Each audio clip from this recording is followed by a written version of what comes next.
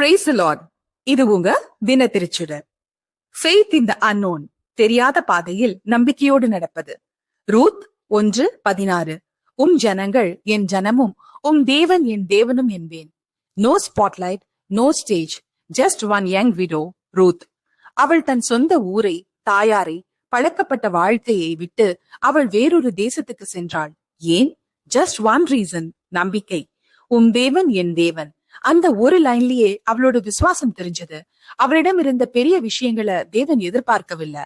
அவளின் நம்பிக்கையை, பணிவை, மாற்றத்தை அவர் கண்டார். அதற்காகவே ஆசீர்வதித்தார்.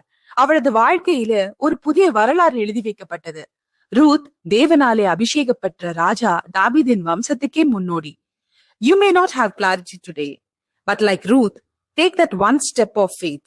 அவள் நடந்த பாதை ஒளியில்லாம இருந்தாலும் அவளை ஒளியாக மாற்றியது தேவன்தான். Thank you. Have a good day ahead. நாளை மீட் பண்ணலாம். ஒளியில்லா பாதையிலும் ஒளி தரும் தேவனோடு.